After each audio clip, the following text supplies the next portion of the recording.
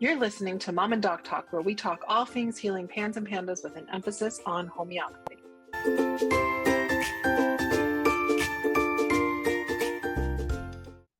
Hi, it's Jody, the mom of the Mom and Doc Talk podcast. We're taking a short pause this summer to enjoy our families and hope you're doing the same. We're also doing some prep work for season 2 of the Mom and Doc Talk podcast. We've got some really exciting episodes coming your way starting August 27th. In the meantime, we wanted to give you guys the opportunity to catch up on any episodes that you might have missed or take a break. We know you need a break. You deserve a break. Here's a rebroadcast of one of our most popular episodes. We hope you enjoy it. Welcome to Mom and Doc Talks. We are joined today by a very dear friend of mine, Dr. Karen Lamb, and we've got so much to talk about. This is really, it's an episode that we kind of had moms in mind, dads too, but the truth is it can really be for the whole family, and I'm just really excited to talk about the topics that Dr. Lamb has so much expertise in today. We've got so much to talk about. I'm going to dive right in really quickly with her introduction so we can get to the meat of the conversation. So Dr. Karen Lamb is a naturopathic medical doctor and a licensed professional counselor focusing on integrative care for the highly sensitive persons, HSPs, physiological, interpersonal, emotional, and energetic needs. She has been in the mental health field for over 20 years as a clinician and professor. Her clinical skills and focus include homeopathy, botanical and nutritional medicine, as well as mindfulness-based internal family systems and cognitive behavioral therapies. Her specialty is finding and attending to the nutritional and emotional imbalances that arise in the depleted HSP body. These imbalances tend to show up as chronic physical and/or psychological diseases that often have natural and gentle solutions. Her goal is to work together to design a health plan that allows her clients to tap into the power of their sensitivity. As a highly sensitive clinician, she understands the importance of physical and emotional support to achieve optimal productivity and quality of life. Dr. Lamb, welcome. I have to tell you, I love that you focus on tapping into the power of sensitivity, because so many times sensitivity can be seen as a disability in many ways, like, but it really has like this amazing superpower if you know how to effectively work with it. So I can't wait to talk to you about that. We didn't really include a whole lot of your expertise in trauma, but you have a lot of training and expertise in trauma therapies as well. So we're gonna double tap here and get you to share your expertise on both sides. Yes. I'm hoping that we can start with a little bit about trauma, but before we do that, just tell us a little bit about yourself and the work that you do. Thank you for touching on that, actually. Yes, the power of the sensitivity is my absolute passion. That's exactly why I do what I do. It is kind of reframing the narrative that we've been exposed to our whole lives, which is you have to learn how to not be sensitive. You have to learn how to, fit your star-shaped sensitive person peg into this kind of boring regular circle-shaped hole, and the damage that does, of course, is part of the problem. So I love that you touched on that. And trauma is definitely part of the reason. It is the absolute reason why I started to look into sensitivity. So I'm sure we'll get into that, but I am a sensitive person myself, and I happen to also be a naturopathic doctor and a licensed counselor. And my passion really is kind of bringing all of these things together. So to treat the very unique medical and psychological needs of sensitive people. It's just what makes me tick. I absolutely love it. Yeah, I have to say, as somebody, as a person who comes from the background in like the military and like Midwest, and I'm just barely Gen X, but I am Gen X. And so like a lot of the ways that, like I've lived a lot of lives, that a lot of areas in my life that are like suck it up and drive on. And I have been a person who has felt like anytime somebody calls me sensitive, that it felt like an insult. And you have really helped me see and like shift the way that I relate to things. So anyway, like I said, let's start with trauma because it's such a big topic for the parents in our community.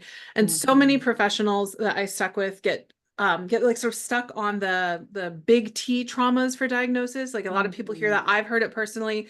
And so I'm curious if you could talk to us about how our bodies and emotions respond to like the little T traumas that aren't necessarily like threats to your life and your safety, but that are really, really stressful, hard Yeah. things that you deal with on repeat all day, every day, including the type of things that you go through when you have a kid with PANS or that you Yeah. are a kid with PANS.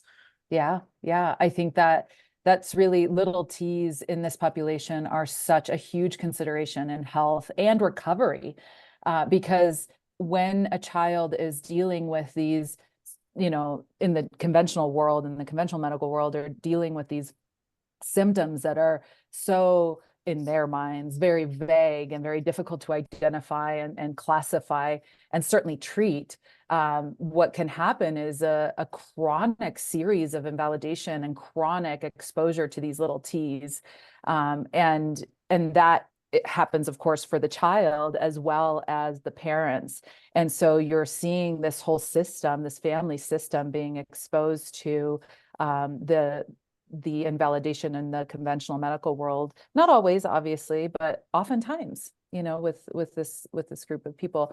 And that has a cumulative effect. So these little T's are happening over an extended period of time, little traumas, but they just keep chipping away at the family's resources, physiological resources, psychological resources, financial resources, all the resources, right? And then that can start to lead to hopelessness and symptoms of depression, and start to evolve into the picture of maybe not quite PTSD, but potentially. I mean, little T's can certainly contribute to a full-blown diagnosable picture of post-traumatic stress disorder. So it is a very important topic to discuss with PANS and PANDAS, kids and parents. And then the other component of trauma in this population is also going to be parents who, are coming into this journey with their children with their own history of trauma, right? So maybe medically related, maybe not. And if it is medically related, then that adds a whole other layer of complexity for them. But what's, I think, worth mentioning here is when people who are just, they're just living their lives and now they have a child with PANDAS, is now coming into a situation, a really demanding situation with a dysregulated nervous system. Mm-hmm. And that is going to have an effect on how effective they feel in advocating for their child and, being able to get the care that they need in a really difficult system to navigate with something that is as challenging as PANS and PANDAS. So specific to that group, I think it's very, very relevant. Trauma, of course, is going to have an inhibitory effect on the immune system and recovery. So that's super relevant. I have a lot to say about all the things related to trauma, so maybe you need to step in and kind of guide me. But if you just let me go, I will just keep going. So I'll pause in case you have any questions. Oh, not specifically about that. I just love that we're having this conversation because I have never heard anyone in the PANS community have this conversation. And I feel like the trauma that we go through, our entire families go through,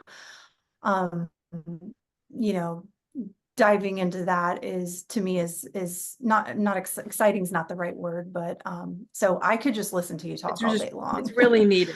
It's just really needed. I love that you acknowledge that people are likely coming in with some amount of their own experience that could be trauma that they're managing, that was at a level that they were managing, and then the whole experience of dealing with PANS and just the challenge of feeling like things are out of control in your home, to then also being disregarded and dismissed by the medical community and not finding answers for your kiddo and all of that. And then Dr. Lamb, I'm sure that like with PANS too, like it itself can be traumatizing because it's like this huge flare of like really intense symptoms that then goes away for a while and then comes back again. And then the healing process can like re-traumatize people sometimes because like they finally start to get relief, because a lot of times people get to homeopathy when they've just gotten to the place place where they're kind of stuck in like a prolonged flare, or their baseline is just not great. And so then they start to heal and they get relief. But because homeopathy works to help stimulate the body to heal, it's not just like this blanket that just covers things. So there's flares and everything in the healing process. It's 2 to 3 steps forward and 1 step back. And those 1 steps back are so hard for parents because they've finally gotten some relief, that they're feeling okay, and then it just like brings it all back up. So anyway, let's go into a little bit more detail. We've got lots of questions for you on details. So talk to us about the role that genetics play in PTSD and trauma and being a highly sensitive person.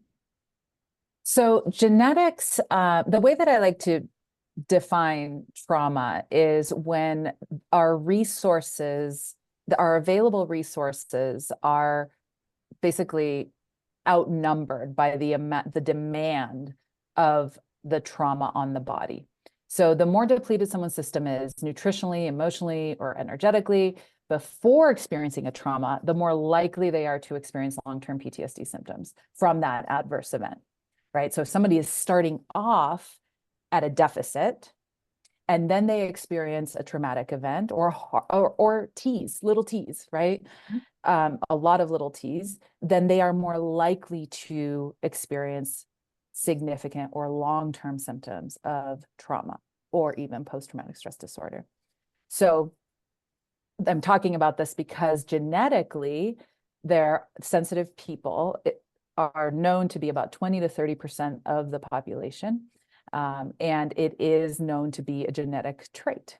And so sensitive people are going to, because we process so much information so quickly, we tap into our resources more than non-highly sensitive people, leaving us, if we're not actively trying to replenish those nutrients, leaving us at a deficiency, just as our baseline, so we're starting off at a deficit if we are not intentionally tending to those things.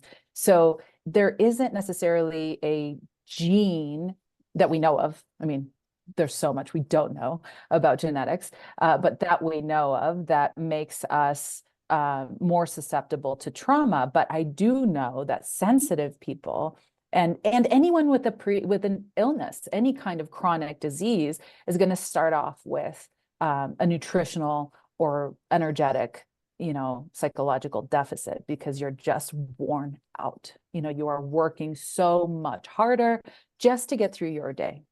And that makes us, that's a predisposition to trauma. Yeah. Let's pause for a second and talk about what a trauma response actually looks like. So I know it can involve the mind, your emotions, and your body. So share with us what people could be looking for, just in case they're not sure what trauma looks like. Yeah. So the telltale sign of a big T trauma is going to be, severe dissociation, like flashbacks where you feel like you're re-experiencing that again. However, in little T's, it can present as a more subtle form of dissociation. So that can look like somebody staring blankly in the middle of a conversation. They're just kind of staring off at the wall. Maybe if they're of driving age, they're driving and they realize 2 or 3 blocks down the road that they have no recollection of having driven, the last mile. Or in times of really high stress, maybe there is just a dissociation or a disconnect from the body. So maybe that can look like impulsive behaviors in an effort to regulate the nervous system, like throwing things, under eating because they just have no hunger cues that they're connecting to in their bodies, or overeating. Basically, it could be one of many impulsive behaviors that are an effort to regulate the nervous system. So body responses can be agitation or restlessness. Sleep, of course, is a really common concern with acute or chronic trauma responses. So that could be nightmares, it can be bedwetting, it can be frequent waking because cortisol levels are going to be higher because of that that response, that stress response, and cortisol is our awake hormone. So that means that it should be low at night. But for people who are experiencing high amounts of stress or in a period of a traumatic response, cortisol will go up at night, and that can have really serious effects on sleep, which is just adding so much to an already complicated situation, because now you're not resting and you're not refueling. So people can have heart palpitations, muscle pain, brain fog, difficult periods. Emotionally, it can look like irritability, anxiety, excessive guilt that maybe doesn't really make sense, but our brain tries to find ways to make that make sense. And I think that as a parent, that probably really, rings true, just generally speaking. And then when you have a child that's not feeling well, boy, that's brutal, right? There's many others, but those are kind of the main trauma emotions and physical responses. So you've mentioned a whole lot of things that could be part of trauma, and they could be part of other conditions as well. Do you see that when trauma comes up, that there tends to be more like episodic flares of these things, or they're more intense for a period of time than they're like are at their baseline? Or is it more of a steady state and just could be confused for something else and perhaps have been misdiagnosed as something else? Yeah, that's where I think as naturopathic doctors, we get to really shine, because we dig really deep into understanding what this looks like for people, because the discerning between those two can be really, really tricky. And really, it is only in a really wonderful collaborative relationship that we can discern between the two. If somebody has an active trigger for their trauma, that's when we're going to expect to see a lot of these symptoms flare. But if the trauma was, or the little big T or lots of those little T's present for an extended period of time, it's possible that this could be a chronic state where they are experiencing muscle pain and palpitations and insomnia almost every day of their lives for years and years and years. Yeah. I would say that I see that a lot with Pan's parents, especially moms, but some dads too, where they can be in a chronic state and they don't realize how much of it is trauma related until their kiddo is getting better, then has a big step back, and then they have a massive flare. And even though their kid is substantially better in many cases than they were at their worst, mom or dad feels like they're back into the place where they were at their absolute worst, in spite of the fact that things are still actually pretty good, just not as good as they had been. So I think that for Pan's parents, a lot of times you're in that place where it's become sort of your chronic steady state, and it's not clear that it's trauma until you have an exposure that shows, oh, this is really all connected. I don't have a child with PANS or PANDAS. I have a highly sensitive child, and our own issues that we deal with, because that's what parenting is. And it just takes over your body. Like, you are in survival mode for them, right? And it's unreal how, and it's a threat, whatever the threat is, you're going to take care of your baby. And it's very difficult to have any energy left over in those moments to have any self-reflection. So yeah, I completely understand what you're describing. Well, what about, can somebody heal from trauma when they're still dealing with acute stress? That's a good question. I would love to say yes. I would love to be able to say that it is absolutely possible. Unfortunately, healing happens in a state of safety, right? We have to be in a safe space to be able to really, truly, deeply heal. And so that makes it very difficult. If we're in an acute state of stress, it makes it very, very difficult to be able to tap into the nervous system setting that allows deep processing and healing of those hardships. What we focus on instead in those moments is crisis management. So whenever somebody is going through an extended period of prolonged stress, the goal is to make the situation not get worse. So we want to do as much as we can to keep ourselves from unknowingly making a already incredibly taxing circumstance that much more taxing, and ultimately ending in a greater deficit, which makes us more susceptible for long-term, PTSD or other illnesses to come in. I think this is one place where homeopathy can help. It's because homeopathy is not necessarily going to help you process the trauma. You realistically, you need therapy of one sort or another, a trauma-focused therapy to help you process the trauma. But homeopathy can really help with the way you respond to trauma and specific susceptibilities that you have, because we don't all have the same response to the same trauma, right? As Dr. Lamb was saying, some people overeat, some people undereat, some people get angry, some people get anxious, some people get sad. There's just very different ways that we can respond. So homeopathy can help to intervene with some of those ways that you're struggling when you're in that crisis management and like the still managing stress, but it maybe can't really be in a place of safety to do the work through therapy to fully heal. Would you agree with that, Dr. Lamb? Absolutely. Oh my gosh, yes. I cannot imagine my life professionally and personally without homeopathy as that, crisis in crisis management and for chronic pictures and, constitutional rehabilitation, if you will. Yeah, absolutely. So I'm curious if healing from trauma is something that you have to work through daily or forever, like an alcoholic has to work daily at being sober, or if there's a time that it really gets easier and you can truly just move past it. Yeah.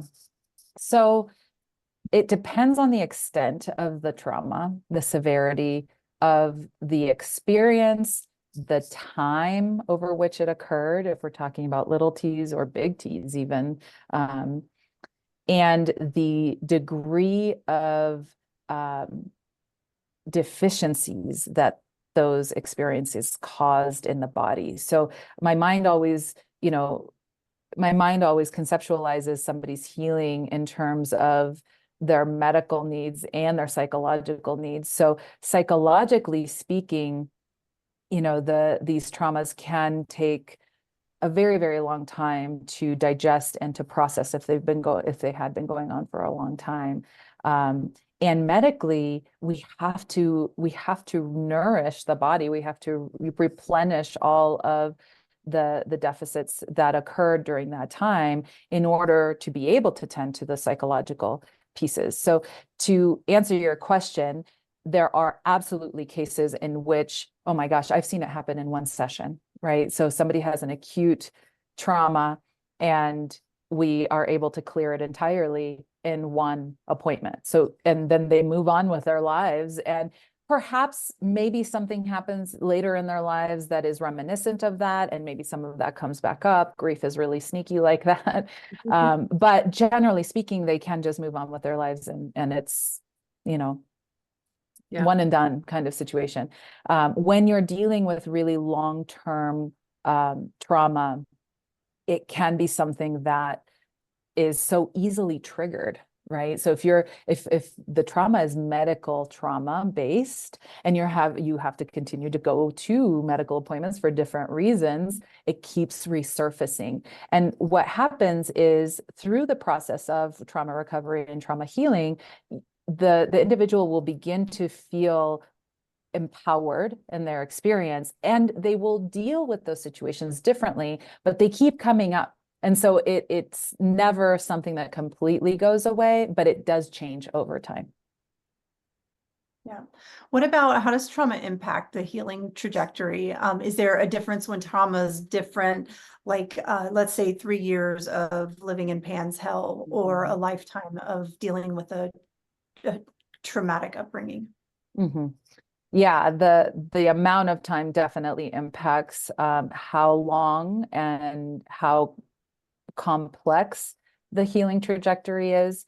And I'd also like to mention that the more extensive it is, the greater impact it will have on every form of healing in their lives as well, right? So it's not just about this one trauma, it's also how comprehensively it is impacting the rest of their healing process. So it might take somebody who is dealing either with an acute trauma or a chronic trauma, something that happened a long time ago, perhaps, and it's still active in their bodies, it will inhibit their immune system. And so even a simple cold might be more difficult to overcome for that person because of the type of hormones that are active in their bodies, like mentioning earlier, the cortisol spiking in the middle of the night, that suppresses immune function. So I know that's not exactly what your question was, but I think it's really important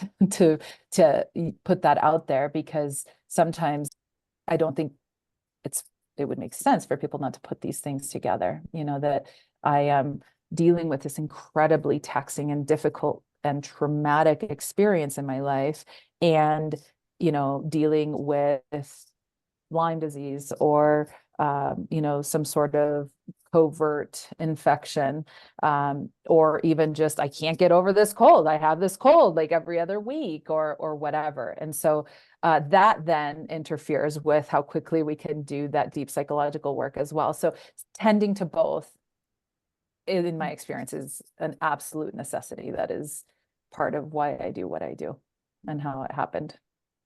So tell us a little bit more about what you do. What therapies have you found to be most effective for trauma? So my original background was in cognitive behavioral health or cognitive behavioral therapy. And that piece really shines at the crisis management portion. So that's going to be your how do we not make a difficult situation worse? So it's really practical interventions for coping with, I feel like I'm having a heart attack, or I'm having a panic attack or whatever. What do we do in those moments to help regulate the nervous system, so that you can then, connect with your child and have children their little nervous systems will connect with adult nervous systems for support, because their little nervous systems are still developing. And so when our nervous systems are so dysregulated because we are trying to create the best possible outcome for our children, or because we have previous trauma that we're bringing in to that situation, our child is now not able to connect to us and co-regulate. And then that is super sad, right? And I think that something that I've had to really work on in my own parenting is, yes, I want to advocate for my child. Yes, I want the absolute best care and the best everything for them. And at the end of the day, the absolute most important thing for me to do is to allow him to co-regulate his nervous system with mine. And so if I can do that, then I have, this is a lot of practice, because, that's not where my mind goes. But if I can help him to feel safe in these times when he otherwise would feel really scared or really vulnerable, I'm winning. That's a win. And even if we're thinking about it in terms of, healing, immune system and structural biological healing, that nervous system setting is what is going to have the absolute greatest leverage, in terms of his own internal healing. Having a phenomenal alliance with his or her medical team is huge as well. I'm certainly not downplaying the importance of that. But sometimes I think that we can miss wonderful opportunities, to be active participants in the healing of our children. So I digress. Let me get back to your question. So CBT, cognitive behavioral therapy, dialectical behavioral therapy, these are really practical, hands-on, super easy, tangible interventions to keep a crisis from getting worse. So that's kind of where those are my roots. It's based in mindfulness, and it was absolutely wonderful. The problem with that was that I could not get deep into trauma work with people, and we were just kind of going around and around in circles, because it wasn't helping people to be able to digest those really huge life events. So from there, I became trained and certified in EMDR, eye movement and desensitization reprocessing. And that is a very well supported supported, tons of literature, tons of research on the effects of this type of intervention between the control group of somebody, first responders is actually where it was developed. So the same first responders group would be given talk therapy, and the other first responders group from the same adverse event was provided with EMDR. And they did brain scans before the therapy and brain scans after the therapy. And what they saw is before the therapy, both brain scans showed a pattern of trauma. So the blood flow in the amygdala and the like reptile brain, which is this reactive survival mode, was bright red. And then after EMDR, the talk therapy, there was kind of some minor shifts in the blood flow pattern, but it was still pretty much reflecting a PTSD brain response, whereas EMDR group had completely reset back to a non-trauma response. So it's like startling and amazing and just really, really wonderful. And when I first started doing EMDR, I was a therapist before I became a naturopathic doctor. And when I became a naturopathic doctor, I started to refer to homeopathy as the EMDR of naturopathy, because I just thought of it as being so magical. Like, wow, how is that possible, right? Like one dose of one remedy and the clouds have lifted and I can see again, and oh my gosh, it's just such a gift. So that's how I equate EMDR in the therapeutic world, in the psychological world. I love that you say that. You've never actually shared that specific sentiment with me. But I think that that's really quite beautiful, and probably no surprise. So I won't go into any of the details, but I am one of the people. So Dr. Lamb has done EMDR for me a couple of times for a couple of like acute things. And I was one of those people that like one session made substantial difference. And I just put it out there. I credit this woman with the fact that I was able to get pregnant on my last attempt to get pregnant. So there's two things that led to my daughter being a possibility, and it's homeopathy and EMDR. So it's no surprise that it shouldn't be surprising to me anyway that you equate the two to be so similar. And I'm pretty sensitive to both. Yeah, they are magical. There's one other thing that I'll mention about something being super, super important about therapies that are effective for trauma, and that is the therapeutic alliance with your provider. It is so, so critical. And I would say that that's actually just as important with their medical providers. And that's what I love about what you do, Dr. Barr, is that you have a team of really caring and compassionate and present doctors who can build those types of relationships. And that in and of itself is therapeutic, and it is helping to rewrite the narrative around the medical trauma. Thank you. 100%. 100%. That is what got me through. Yes. Yes. It really is. It means a lot. So tell me, is there anything that we can do on our own to kind of down-regulate that trauma response if working with a therapist isn't an option? Yes. I think there's so much available now, right? Like I hate to be hyping social media, but there are so many wonderful things that have come from making this kind of information more readily available. If social media is your preferred platform, just make sure that the person is actually certified in what they do, that they've had extensive education and training and done their own work. Can we please talk about that for a second? That's super, super important. It's very dangerous. It can be, people can be very, very traumatizing to others if they haven't done their own work.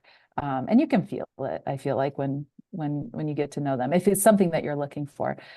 So aside from social media, there actually, Dr. Nicole LaPera is somebody on social media. She's the integrative psychologist or holistic psychologist, I think is what her handle is. And she's really wonderful. She also has a book called How to Do the Work, which is really wonderful. So she's a good example of somebody who has done her own work. She talks about it, displays it all the time. And she's very well educated. Learning about boundaries, I think, is really important. When we experience trauma, we have less resources. I feel like a broken record here, but it's so important. If there's one thing people take from today, it's, the resources, the deficiency in resources, the deficit is what leads to the extent of these symptoms. And so when we don't have a lot of energy, when we are feeling really depleted, and maybe even hopeless and exhausted, our boundaries become really shaky. And reinforcing that can help to preserve your energy, and it can help to preserve your the attention that you need in order to heal from the trauma. And that may relate specifically to the advocacy work that you're doing for your child, or it may relate to family of origin stuff, where somebody is trying to tap into your energy resources, and ain't nobody got time for that when you are trying to heal from trauma and when you are trying to be there for your child. So boundaries, lots of things to do there. And it's a simply stated thing, but it is really complicated. I would say determining if you're a highly sensitive person, I think that there are many reasons to suspect that sensitivity could be an underlying precursor to the extreme response to PANS and PANDAS. Could the root cause of the PANS and PANDAS make somebody look like a highly sensitive person and they actually truly are not? Yeah, that is possible. And in my experience, in my world, which is way more limited with PANS and PANDAS than it is in your world, but in the little bit that I've seen, I have yet to see somebody who wasn't a highly sensitive child even before they were diagnosed with PANS and PANDAS. I'm curious if you have something to say about that. I definitely think that I have seen some that were not highly sensitive. Yeah, I imagine so. Yeah. I do think that I ultimately, like, I think we're at this transitional place. I think we need to start shifting soon to talking about HSPs, but the reality is it sounds like there's just so much overlap, right? And that like, it sounds like trauma can make somebody become even temporarily a highly sensitive person, even if they're not necessarily genetically wired that way, that they can appear to be a more highly sensitive person and likely have similar needs to somebody who is just by nature a highly sensitive person. As can many chronic medical conditions can just like increase people's sensitivity, is what I'm understanding. You can completely correct me if I'm wrong there. But yeah, so I think one of the reasons we wanted to bring you on is because I see so many people that end up being like, okay, the PANS is resolving and we still have a lot of things that feel challenging, but I think that these are related to just how you are wired that is different than PANS itself. And like, because you've had the experience with PANS, it can be like a hard transition to understand where PANS has stopped and being a highly sensitive person has started. And the needs obviously change for those things. So we've already talked a little bit about the role that homeopathy can play in healing from trauma and from acute stress situations. I've shared what my opinion is. Is there anything you'd like to add to what I have shared before? Oh gosh, I just love homeopathy. I love it so much. It's amazing. Yeah, the way that I place homeopathy in treatment plans and conceptualize somebody's healing journey is that homeopathy helps to simplify a person's whole picture. So when somebody comes in and, because I work with sensitive people and trauma is almost always a part of their whole picture, almost always, the picture can get really complicated really, really quickly. And we're dealing with so many layers. So, where is that symptom coming from? Is it coming from like what we were discussing earlier? Is it a symptom of trauma? Is it that their nervous system is stuck in this fight or flight response and they can't shift out of it? And that's what's causing the palpitations versus they actually have a cardiovascular disease or something else that's contributing to the palpitations or whatever the symptom may be. So what I love about homeopathy is that it helps to take those layers out, so many of those layers so quickly. And now you're like, here is this thing and here is this thing, and you get a really clear understanding, even if it's still multifaceted, right? You can still have 4 or 5 things going on at the same time, but homeopathy really, it takes this really blurry and chaotic picture, and it gives you these really clearly defined, targets in the treatment, and that is priceless. Yeah. I would say in my experience, so I know enough about these therapies through conversations with you, continuing education you have done, and some others as well, and then my own personal experience to know enough to say, okay, this is likely to be a beneficial thing for you, but that's where it stops for me, right? I'm not diving in doing any therapy. I've seen that when I refer somebody out to get therapy in addition to homeopathy, that the two tend to work so well together that things tend to be like more effective and get to a generally to like an easier and sometimes quicker healing than either of them done alone. And even like truly more complete level of healing too, than you're able to accomplish with either alone, because you're working both on the physiological side, the emotional side, like it's a more totality type of approach. It's actually interesting you say that really quickly, because in the psychological world of education, the thing that is constantly being hammered into students who are studying psychology is therapy plus an antidepressant, therapy plus, some sort of psychotropic medication is going to lead to better outcomes. And there's some data around that. My personal experience, especially working with sensitive people, is almost always those medications blunt to the point of not being able to access, the person's ability to heal really deeply. And so, the symptom picture looks better because they're not feeling as much, and there's a time and a place. I am not anti-medication by any means. I think that they literally save lives. What I know for certain is homeopathy does not do that. Yeah. So the combination of homeopathy plus the appropriate therapy for that person is just like, it's leverage on both sides. Yeah. Not surprised that we agree.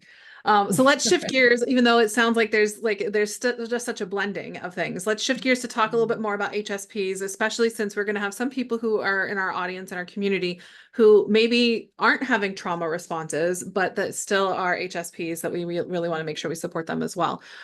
So can you define HSP for us? Yes. So a highly sensitive person, that's what HSP stands for, will be able to pick up on different forms of subtleties through their senses. So that can be emotional, visual, energetic, smell, touch, intuitive, even. Usually I kind of lump that in with an emotional intelligence, but sometimes it's beyond that, and it's difficult to pinpoint. But we just feel things more intensely, whatever that sense may be. So that means, if an emotion is a chemical reaction in our bodies, so every time I feel happy, I am having to create a neurotransmitter, the brain chemistry, to help me feel happy. That means that every time we feel an emotion, we are experiencing a chemical reaction in our bodies. So that's going to be true for all of our senses. And if a person who is highly sensitive is experiencing more emotions throughout a day, because we perceive more things, right? So I'm somebody who can walk into a room and I can feel if there is somebody that is off, right? So I can feel if somebody's having intense anger and they're not necessarily displaying it, something shifts in my own body. So now I've just generated a chemical reaction in my body, and that is exhausting over a day or weeks or months or years. So sensitive people, you may not have that emotional piece. You may have, so artists oftentimes are highly sensitive people. They see different shades of color that I couldn't see per se, right? And the way that they relate to that color is different. Or musicians, right? With different notes and keys and pitches and all of that. So sensitive people are more aware of social stimuli. very, very subtle changes in facial expressions or voice can be registered for us, whereas for non-HSPs, it just doesn't. I'm married to a non-HSP, and for constantly, I used to think it was like some sort of, gaslighting, but I have completely come to the understanding that it just does not register for him. I would say, did you hear that? Did you smell that? Did you whatever? And he'll just be like, no, I didn't. And now I very much believe that that is the case. But we'll be watching a movie, and me and the dog are the ones that are like, wait, what was that? What was that? And so that, animals tend to be much more sensitive. But even, and this is really cool, even in different species, there is research that shows that 20 to 30% of the population, whatever species you're talking about, has a group of highly sensitive people, dogs, fish, whatever. And so what we know about that, and this is what I love to talk about, in transitioning towards a more empowering discussion and self-perception around sensitivity, is that we are meant to be here. There is an evolutionary benefit to us existing in societies. And we tend to be teachers, healers, we tend to be professors, or, well, that's the teacher, or clergy. So spiritual advisors, and in all of these groups, there is a higher incidence of sensitivity, and there is an ability to keep our cohorts or our groups of our communities safe, because we can sense shifts in weather, we can sense changes in potential threats, basically. I feel like as you were explaining that, quite a few people were probably like, I'm sitting here going, wait, am I a highly sensitive person? And also you just helped me understand my husband too. So thank you for that. Yeah. It makes a lot of sense. I think that, again, as Pan's moms, we don't necessarily recognize that we're highly sensitive. And it's just hard to see us in that, because I've never even thought of myself as a highly sensitive person. But as you're saying all that, I'm like, oh, wait, yes, and yes, and yes. So tell us, what makes someone predisposition to being highly sensitive? Is something in hyper mode? Is it a trauma response, or possibly something hormonal? Yeah, that is, I've had a lot of well-meaning colleagues talk about, oh, well, sensitivity is just a trauma response. Sensitivity can absolutely be a response to trauma. When your nervous system is stuck in fight or flight, it can very much look like a hyper, overly sensitive, easily overwhelmed, easily overstimulated. And that's kind of more the burnout picture, or like the shadow version of being a highly sensitive person. We don't have to live in that place. But that's, I think, when people think of a sensitive person, it's like, oh, you're easily, I like to say quickly, because we're burning through so much data, right? Overstimulated. So yes, that can look like a trauma response. Having chronic infections, or covert infections where somebody doesn't know that they've got it, but they're just all of a sudden exhausted and can't remember anything, and aren't able to live their life how they used to, can look like sensitivity. The thing is, if somebody is born a highly sensitive person, they've been likely told that from the time that they were really, really young.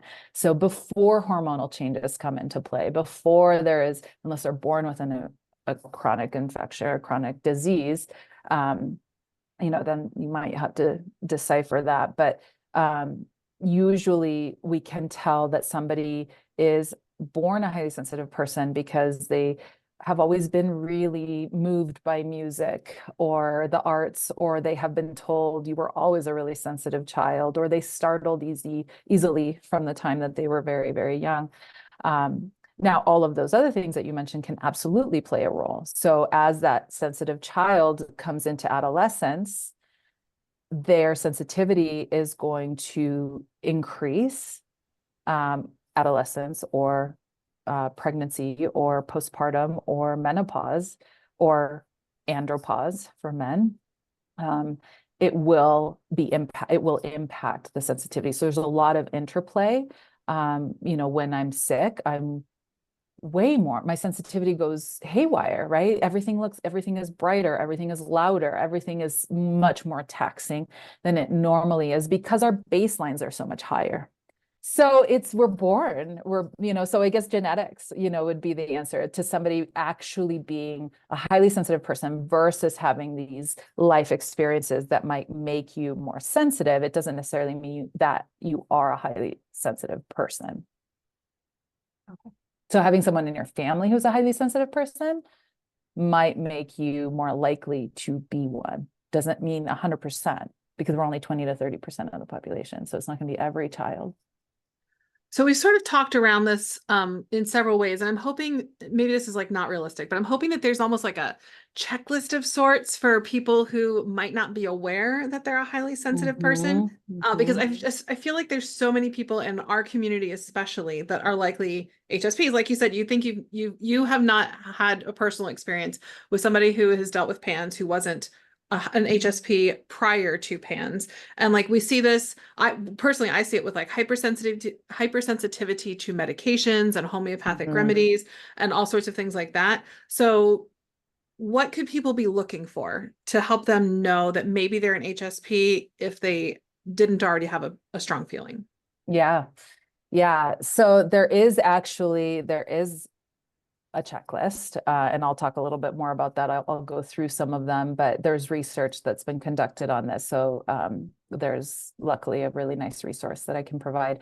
But if you're somebody, and I mentioned a little bit some of these already, so if you're somebody who has a really rich and complex inner life and is, really easily moved by music and the arts, to the point of not necessarily tears, but you feel it and you're drawn to it. That's a really common sensitive person experience. Feeling quickly overwhelmed by things like bright lights or strong smells, fabrics and sensations on the body, or sirens in the environment, getting startled or rattled really easily, or especially if you have a lot going on and you have to do a lot in a short period of time. That kind of stimulation can feel totally overloading. An aversion to violent movies or TV shows is a really common sensitive person behavior.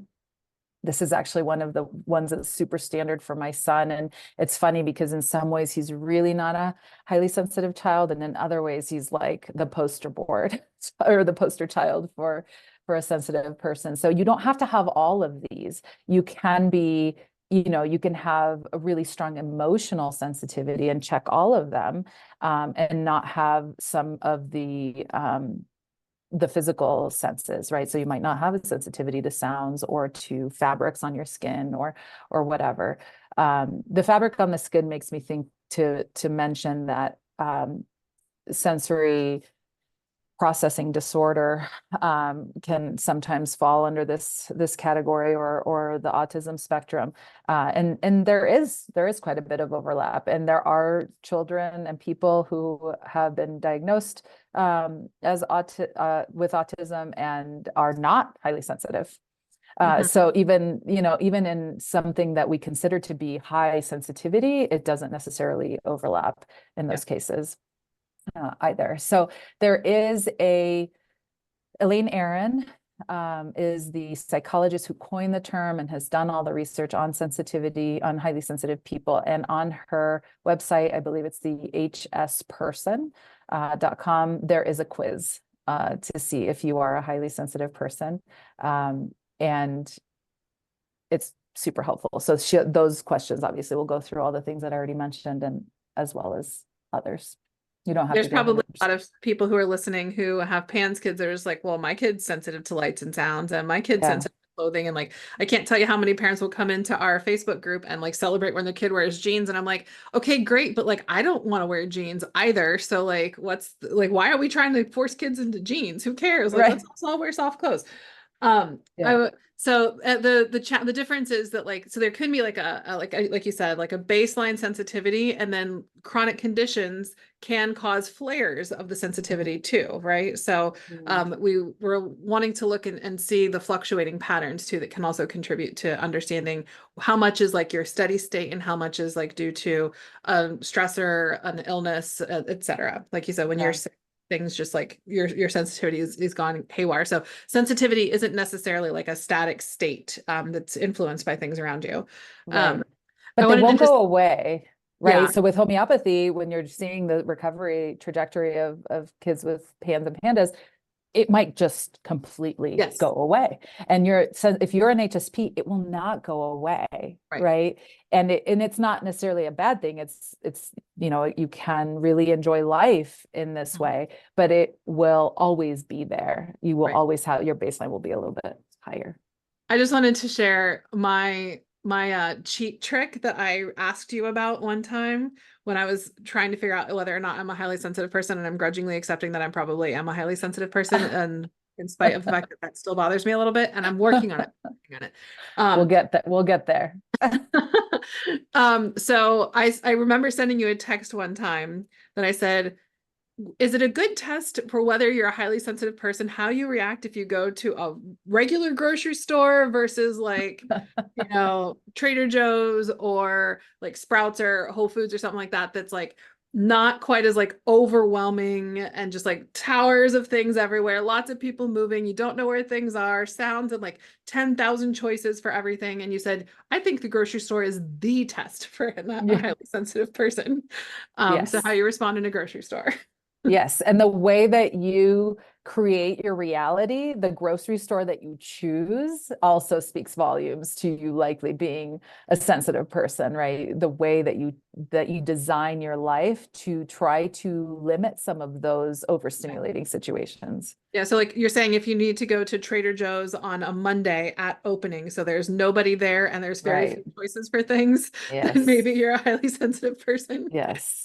Yes, or AJ's in Arizona, which we don't have in Colorado, sadly. But that was like one of my happy places. It was just the lighting was really nice and calm, and everybody's just in their happy place. And yeah. What are some things in daily life that are essential for highly sensitive people? That is one of my favorite topics. I will try to keep this really focused because the daily tending to these essential self-care behaviors is what ultimately helps to pull us out of that state of burnout, that state of chronic depletion. So the first thing that I will say is hydration, hydration, hydration. The amount of fluid that we have to move to create these extrasensory experiences is tremendous. And so every chemical reaction that I was referring to earlier, every anxious response, because every time a piece of information comes into our bodies, our nervous system has to decide, is that safe or is that unsafe? So it has to engage that fight or flight response for a very brief period of time. But for us, it's like bombardment, it's this constant influx of information. And so every time our fight or flight response is activated, there is a massive movement of fluid. So the detoxification that happens from that, cleaning up, restoring all of the nutrients, all of that requires the movement of fluid. So hydration is number one. And of course, there are many components that go into telling you exactly how much hydration, but just consider how much caffeine am I drinking, which is also incredibly taxing, by the way, because it's dehydrating and you lose a lot of electrolytes and all of that. But am I consuming more caffeine than I am water? And water is the source of hydration, not anything else, not even tea, because would you clean something with tea or would you clean it with, water? And that's a really important way to distinguish what type of hydration is best. And then electrolytes help to move water in the body. So I would say electrolytes and hydration. I cannot tell you how many sensitive people have had huge turnarounds in their lives just by incorporating electrolytes and water. This is a really big piece of advice. Don't think that, oh, water, oh yeah, everybody talks about it. It's huge. It's huge for us sensitive people. So along with that, optimizing sleep, I know that can be a really loaded topic and charged topic, because there's many reasons why sleep might be difficult. But if it's something that you can just simply prioritize, 90% of our healing occurs during this time. So when we're talking about, the depletion of our resources, making us susceptible to long-term chronic issues, just getting more sleep is going to help to refuel your tank. So hydration actually helps with that. So hydration is going to be involved in all of the things that I'm mentioning.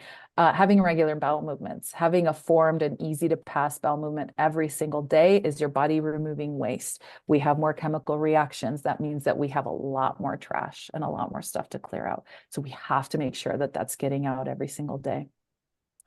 Oh my gosh, I could talk about this for a really long time. If you know that you have any kind of chronic infections, treat them aggressively, because that is just, it's just tapping into all of your energy sources.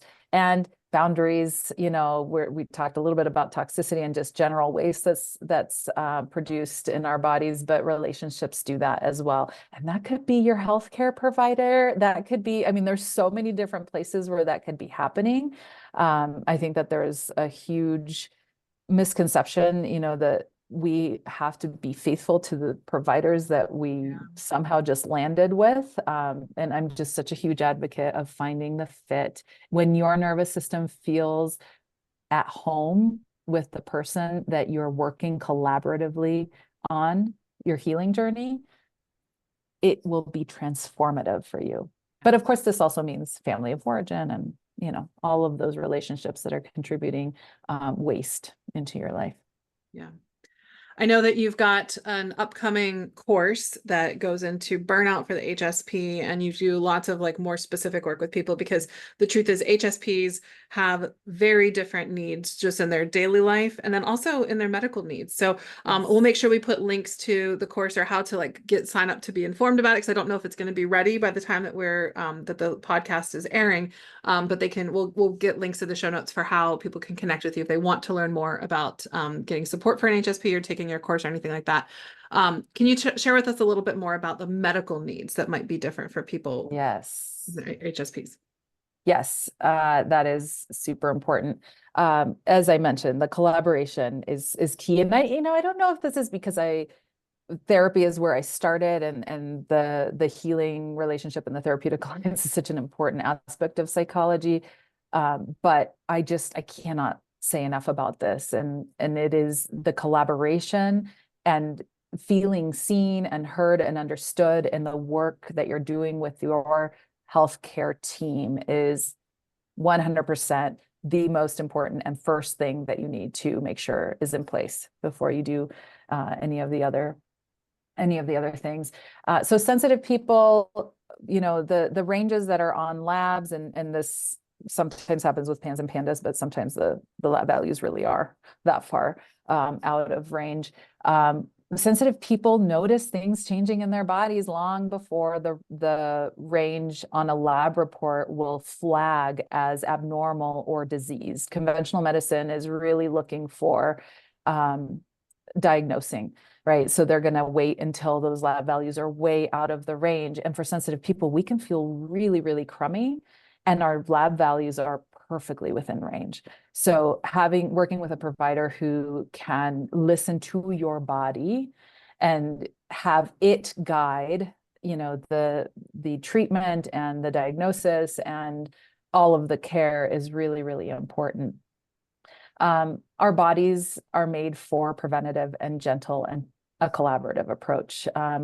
Sensitive people, not always, but will oftentimes have paradoxical responses to medications or even supplements, herbs, homeopathy, right? Sensitive people sometimes will have much more robust responses or aggravations to remedies. So gentle is usually better. We pick up on things more easily in our bodies, but also a little tap in the direction that our body needs to go is sometimes exactly what a sensitive person's body needs. So because of all of those extra chemical reactions, we need much higher levels of certain nutrients because we're just burning through them so quickly. And because our labs are usually within a normal range, we oftentimes carry a lot of little T's in our experience with the medical profession because conventional doctors are waiting for these to be in a diseased range. And so we go to doctor after doctor after doctor, something's not right, something's not right. I have a natural health for highly sensitive people Facebook group, and there are a handful of people that have shared their stories about how one person had a tumor. She had a brain tumor. They couldn't find it. And she just knew. And so she kept going to doctors and saying, I have a brain tumor, please, do an MRI, do scans. And all of her lab values were normal. And it wasn't until she finally found a provider that would listen to her that did a brain scan, found the brain tumor, had to have it removed. It was obviously a huge and very traumatic experience for her. But that's a really common, that's an extreme example, but it's also really very common. Yeah. That is why you need a provider that listens and trusts that you know what's happening with your body. Yeah. Yeah. Well, how do we talk to our healthcare providers about being a highly sensitive person? It's almost like talking to them about homeopathy. I feel like going at it feels a little awkward. Right. Oh my gosh, that's a really good comparison. It is very similar to that. And it is awkward because, it's really similar. That's a very good point. If somebody knows about homeopathy, if somebody knows about being a highly sensitive person, it's not usually positive, right? Like in the conventional world, it's oftentimes not seen in a positive light, because of whatever preconceptions there are. So, oh, you're sensitive. Oh, great. Now I have to work with a sensitive person and all of their demands and all of their weird symptoms. So it can be challenging to find a provider who understands and is willing to learn, right? So my first recommendation would be find a provider who is aware and understands and is even certified. So in that same website, the HS person, Dr. Elaine Aaron has a whole section on medical providers and psychologists who are trained and certified highly sensitive person providers. So that would be one resource. If for whatever reason that is not possible for you, because in your area there is no HSP certified provider, then you would want to start with the provider who actually sits and listens to you. And then if they are listening, introduce the concept, right? So a lot of this comes from your own knowledge of yourself and of what a highly sensitive person is, so that you can advocate and educate for yourself, educate them about you and what it is that this is about. But starting with somebody who's already not listening, I would not waste my time, honestly, because then, one of the best ways to not end up with long-term chronic trauma response is to prevent the trauma from happening. And if you're working with somebody who is not listening already, then more than likely they are not going to be open to hearing about being a sensitive person. And then that will be more invalidating and not a good trajectory there. Yeah.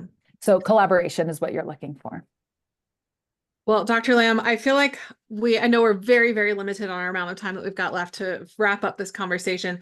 And of course, we saved the question about how to parent an HSP for the absolute last. And I know that the reality is that we could probably have an entire hour-long conversation on this topic alone. So we might have to ask you kindly to come back and talk to us about this topic perhaps in the future, because I know we don't have time to really dig into it today. Do you have any really quick takeaways for things that people should consider or resources people should look into if they believe that they have an HSP child and how to parent? Yeah. So one of the most important things to remember is that all children will couple their nervous systems with their parents. And so the work that the parent does on their own to regulate their own nervous system is going to be one of the most powerful tools that you have in parenting your child. So that's number one. So that might mean therapeutic interventions for the parent on learning how to do that, and then how to tie it together with their child, because they're already doing that. Mm-hmm. They're already doing that. But if our nervous system is in a state of stress or panic and they're coupling into that, then the effects are not, the desired outcome. So the way to shift that is to really be intentional about our own nervous system state. Aside from that, a lot of validation. I hear you. I know this feels really scary. I know that was really loud. I know that whatever it is that they're saying is real, even if you can't see it or hear it or understand it. Just saying your experience is true. And that helps their nervous systems to calm and settle. And then from there, they're going to be a lot more flexible in making shifts and adjustments to whatever the request is at the time.